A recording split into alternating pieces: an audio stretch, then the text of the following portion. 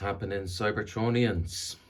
Well, today I've been looking forward to getting this figure for a very long time, ever since I found out that he was released, and I finally have him. The Transformers Legacy United G1 Universe Gears. So, take a quick look at the figure here. Extremely nice detail. Nice silver on the front. The head sculpt, quick look there.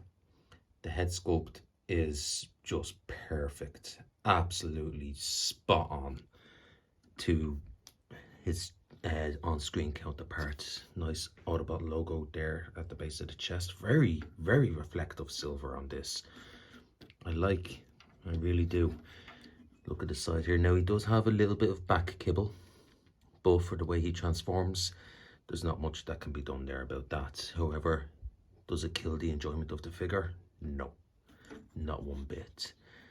So, and even at the legs, like you would think with the size of the calves here, that'd be all hollow, but no. It's only tiny little hollow bits down here at the bottom of his feet. Other than that, there is virtually no hollow points on this guy at all. Is just fantastic, extremely well painted, and I have to say very, very fun to mess around with. So he does come with a nice little gimmick referencing that one episode of the G1 cartoon. Now unfortunately it doesn't have anything to go into there. Or is it down here? I can't remember. It's been a while since I've seen that. And just on a side note, this panel here is packed separately, as well as his blaster here. Now the blaster does have, try and get out, 2 ports on it, one here and one there, so you can mount it any way you want. So if you wanted it mounted here on his foot, you can show you while giving you the boo. If you want, you could use it for storage back here, why not? And if you wanted, you could have it so that he's holding it by the side, just like that. But that doesn't look the best now, does it? Not to me. Let's just put that off to the side for a moment. So, quick look at the articulation on this guy. So the head is on a ball joint. He can go up that far. Can't really go down, but you do get a full 360. And actually, just very quick, nice detail on the back of the head there. But as I was saying, you do get a full 360 on the head. The only thing is, because of the way the backpack is, the head does bump into it when you're turning, so just be cautious of that. The arms, no, the arms. If every Transformer figure could have the articulation of these arms, I would be supremely happy. This guy has probably the best arm articulation I've ever seen out of any mainline figure. So to start off, shoulders can do a full 360. They can go out that far. Double jointed elbow, so full range of motion there. You do get wrist rotation. It's only on a mushroom peg, as you can see there.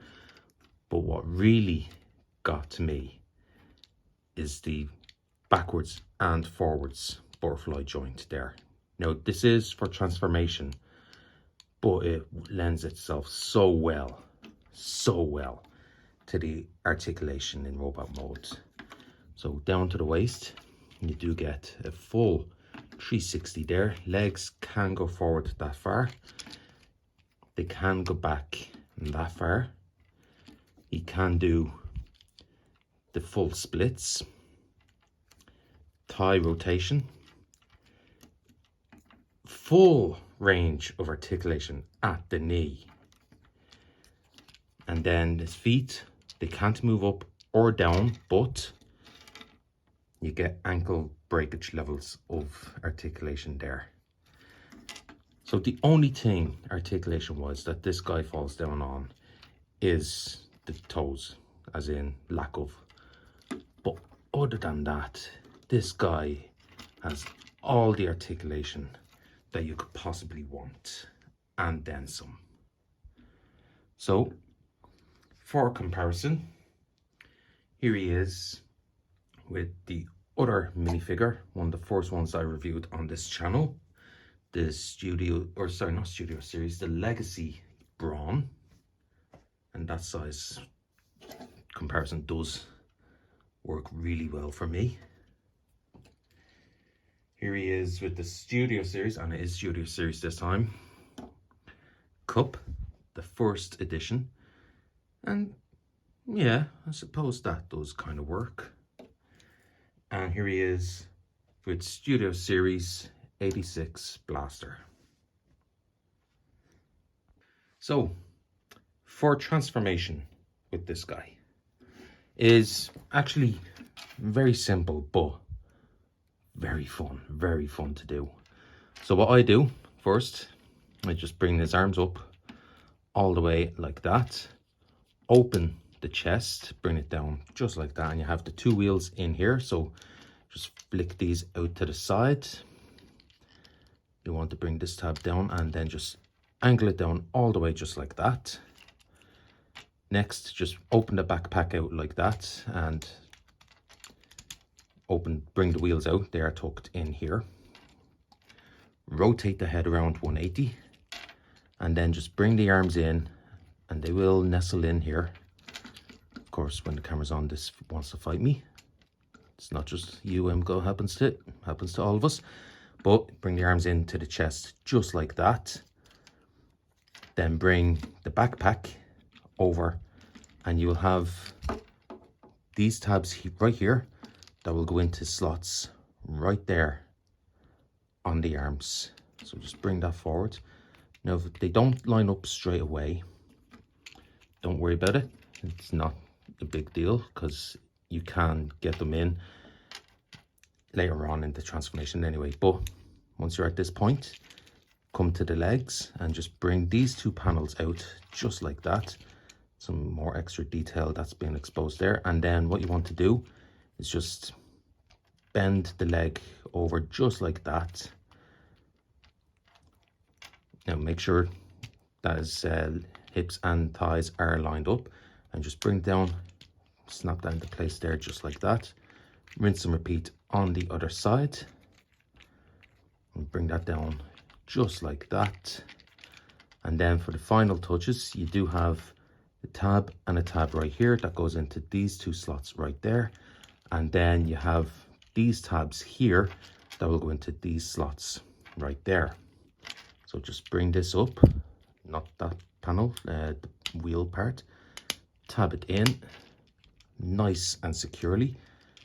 Then this panel here, just bring that up, and again these tabs here into these slots there, and just push that in, and there you have it. Just give everything one final squeeze, make sure he's all together nice and securely. And there you have the the Legacy United G1 Universe gears in his vehicle mode. And for the most part, I'd say 99.9% of this mold I think is absolutely perfect. In my opinion, the only thing that I don't think works too well is just the way his chest is at the back here. I do wish they could have found another way of doing that. Maybe if they were able to just leave the gimmick out of having his chest open up just to reference that one episode of the cartoon, and leave it where the chest is on the inside. I don't know, but that's just my opinion. But other than that, like, this does not bother me. It's something I wish they could have done better, yes, but like I said before, I don't display my figures on the shelf facing backwards. I have them facing forwards. And facing forwards, this is just phenomenal. So take a quick look at the detail here. Some nice silver on the rims. Now the wheels are pegged on. I know a few people don't like that, but that's not a deal breaker for me. There is some gaps on them, but again, all in all, not that bad. Nice silver on the bonnet. Nice sky blue coloration for the windshields and the windows. And all in all, there he is from the bottom. And again, you can see that head, but if you turn it around, there is no visible head syndrome. Headlights picked out in yellow with nice silver trim and a nice silver grille there. Red bumper. Now he does have a couple of extra lights right there, here and here, but they're not painted. And on the back, just because of the way the chest is, nothing for any tail lights or anything. But all in all, this figure, I think, is just absolutely class. And for weapon storage, as you can see, he is covered in ports, 2 on the top, 2 on the sides. So you're not sure of places to put his weapon. You can, if you wish, store it up top just like that, if you so wish, or you can tap it in the side here. Or what I found, and this may be intentional, I don't know, if you go with this port right here and put the gun upside down just like that, the magazine of the gun nearly lines up with the contour of his foot. I thought that was quite nice, and it's not in the way all too drastically either, which I thought was very, very nice. And the weapon is, of course, Bluche compatible. I do like the fact that they are keeping this going. Now, it is very loose on it, but as you can see, it works. So for comparison in vehicle mode, here he is with his other mini-bot Brawn. Here he is with Cup. And here he is with Blaster. Yeah, that works. So, final thoughts on this figure. Is this figure worth the asking price? Now, I got him in Smith's Toys for €35, €34.99 to be exact. Is he worth that price? I think so, as evidenced by the fact that I bought him. Is he a fun figure? Hell yes. I've lost so much time just messing with this guy, transforming him back and forth. He is smooth transformation, enjoyable, very intuitive. It's a simple transformation, but it works, and it works well.